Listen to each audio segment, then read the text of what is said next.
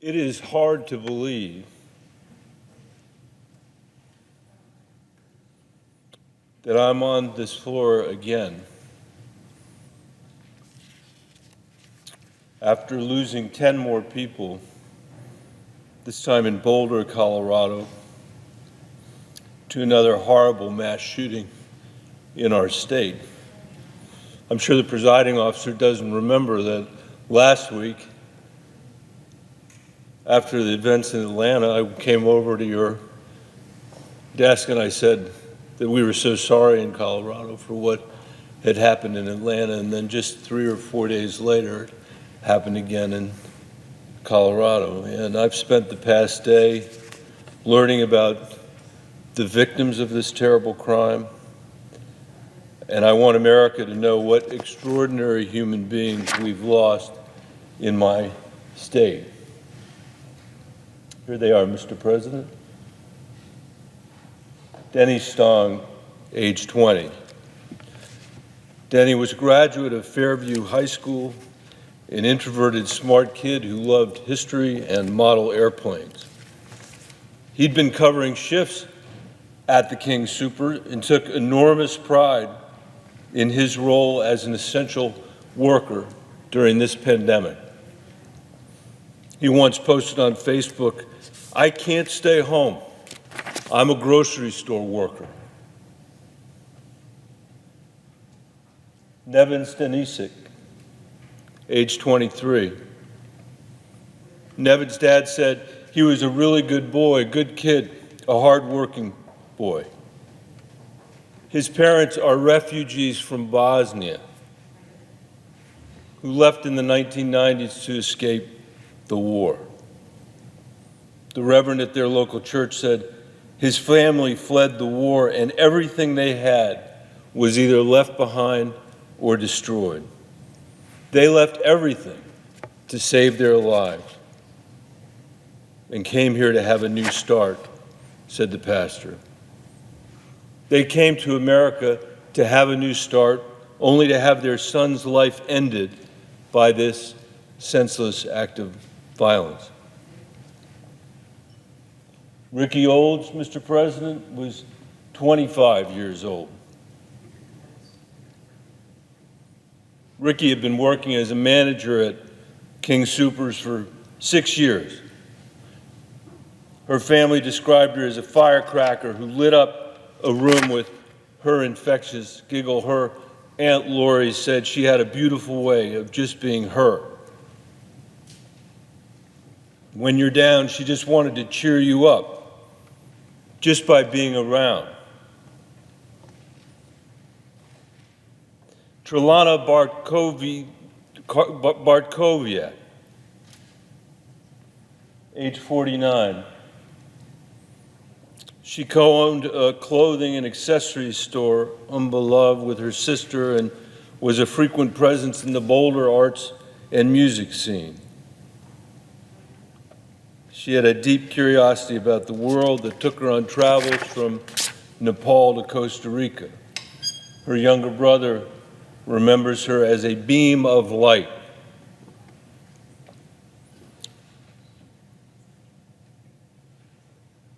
Tori Liker, age 51.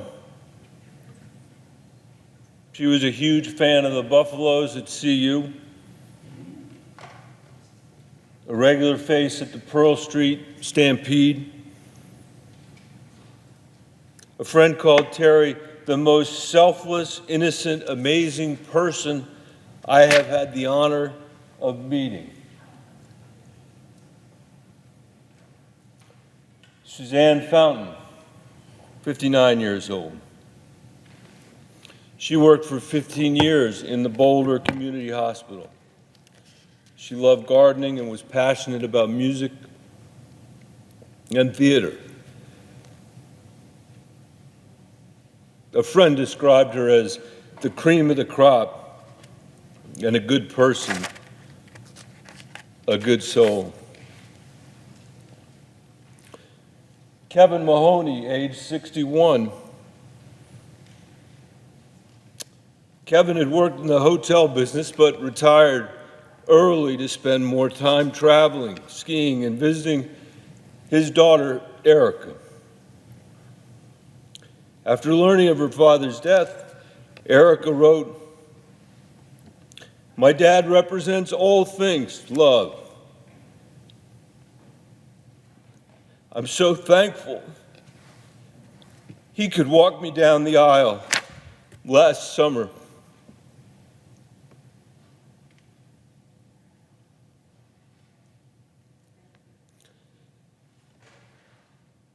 Lynn Murray, age 62. Lynn was a mother of two and a retired photo director for prominent national magazines. Her husband, John, said, "I just want her to be remembered as this amazing, amazing comet, spending 62 years flying across the sky."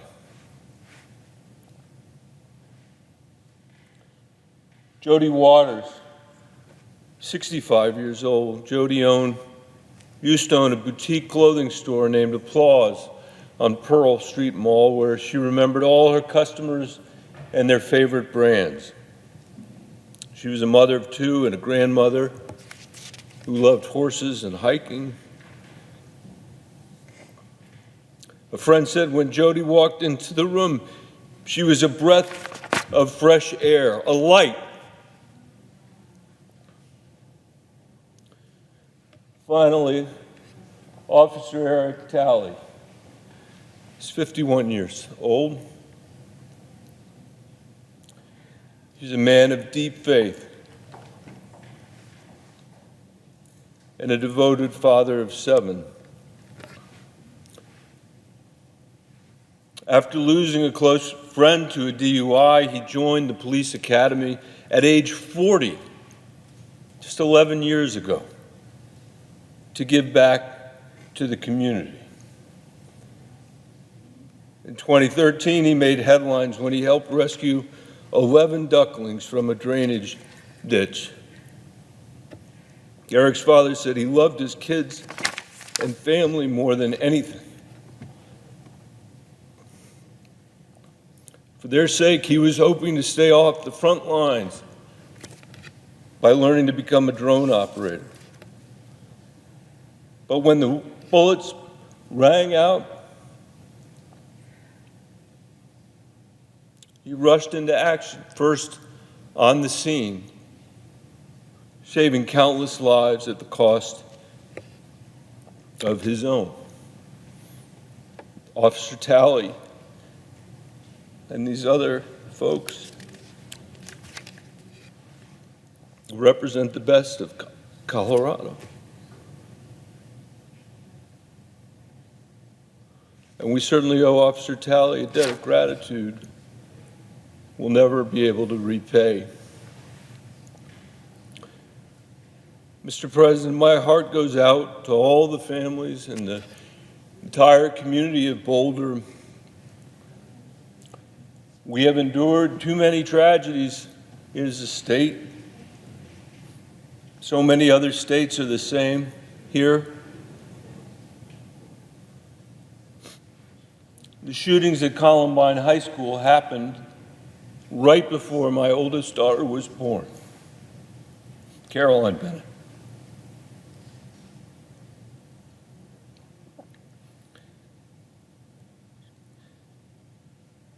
She's 21 years old. And her entire generation has grown up in the shadow of gun violence. Something none of us had to do. I remember, Mr. President, after a gunman in Las Vegas took the lives of 59 Americans. That was a Monday that I came to work and realized during the course of the day that I was having meeting after meeting after meeting, and nobody was mentioning the massacre of 59 Americans. I don't know if it was 2 or 3 or 4 of these events before that we began to somehow accept this as normal. That you could lose that many people and not have a conversation about what had happened. The headlines all moving on to the next thing. And we can't allow this to become normal. And it's not just the mass shootings, it's the daily shooting the presiding officer and I talked about last week that have happened in Atlanta over the last couple of weekends, or on the west side of Chicago. So we can't move on.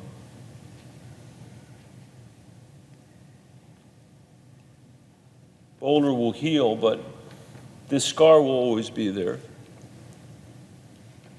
My daughter's generation will always bear the burden of a national government that did nothing to protect them.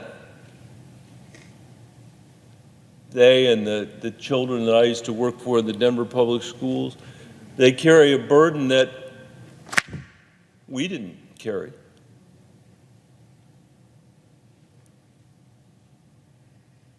They have grown up with a reasonable fear that they will be shot in their classrooms or in their schools or at a movie theater or in any public place. I didn't grow up in an America with more gun-related deaths than virtually any country in this world, and we can't accept it for their America. I'm not asking anybody here to show the courage that Officer Talley showed, or the other men and women of law enforcement who constantly have to deal with the inability of this place's capacity to deal with these issues.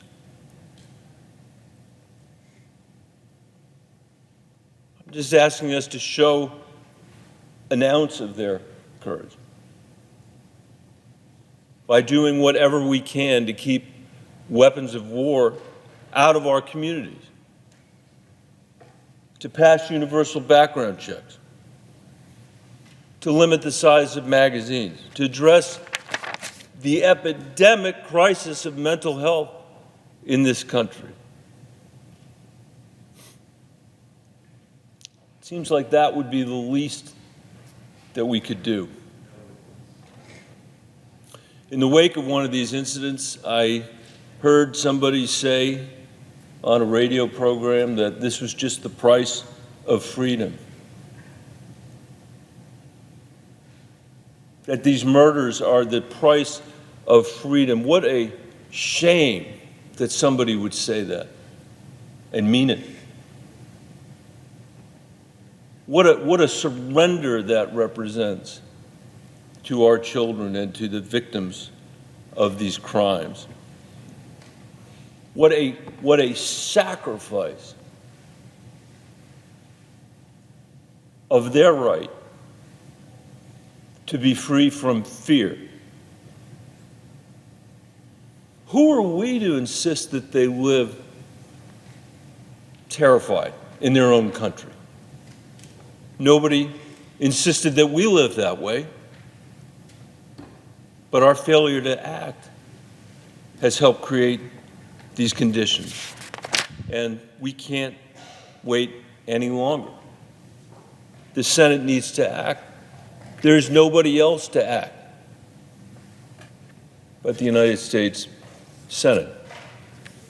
I want to end by thanking my colleagues from Connecticut, Senator Blumenthal and Senator Murphy, for their incredible, steadfast leadership for long before they came to the Senate. But I remember as one of the darkest moments of my Senate career, the votes that we took after Newtown, when that elementary school, Sandy Hook, was shot up and 20 students were killed. And this Senate couldn't even pass universal background checks. And they're here tonight to continue to make the case that we need to act, and I want to again thank them for their resilience and for caring about the people who lived and died in Colorado. I'm extremely grateful for their example. Thank you, Mr. President. I yield the floor.